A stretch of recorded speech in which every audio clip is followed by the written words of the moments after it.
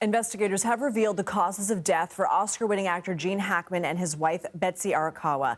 They were both found dead in their Santa Fe, New Mexico home on February 26th. Carter Evans has the latest.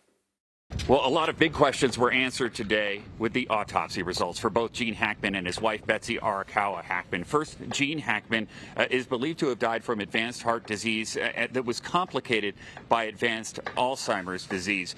But they think his wife, Betsy Arakawa Hackman, died first, and they think she died as a result of complications from the hantavirus. They say the autopsy revealed that she had been infected with the hantavirus. Now, that's a virus that's carried by rodents. It's not uncommon in this area, and it's spread to humans by contact with feces or urine. And they say here in New Mexico, about 42% of the people who contract the hantavirus do die from it. So it can be a deadly disease.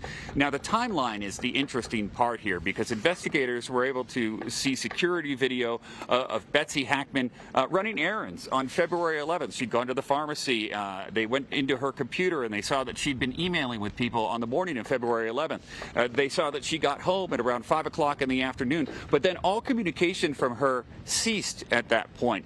So they believe that she succumbed to the hantavirus sometime around February 11th. Now, as far as Gene Hackman, what they're looking to for his time of death is his pacemaker, and it showed activity as late as February 18th, suggesting that he was alive for a full week after his wife died. Now, the big question is what transpired during that week, and the question is unanswered now at this point. Was Gene Hackman trying to get help for his wife, and maybe he was incapacitated in some way, or because of advanced Alzheimer's disease, maybe he didn't have any awareness of what was actually going on? They don't know exactly what happened during that week, just that he died a week later. They say he didn't show any evidence of dehydration, so that means maybe he had access to fluids. His stomach was empty, but again, they say he died from advanced heart disease with complications related to advanced Alzheimer's disease. And exactly what transpired during that tragic week, we may never know. Back to you. Carter Evans, thank you. CBS News medical contributor Dr. Celine Gounder joins us now. She's also editor-at-large for public health at KFF Health News. So let's talk about hantavirus. New Mexico officials say it is rare. It has a high mortality rate, especially when it advances into the lungs in the hantavirus pulmonary syndrome. What is this virus? What are the symptoms? So this is a virus is very rare, to be very clear to the audience, is very rare. But where we have seen cases have been concentrated out west, in particular New Mexico, Colorado, Arizona.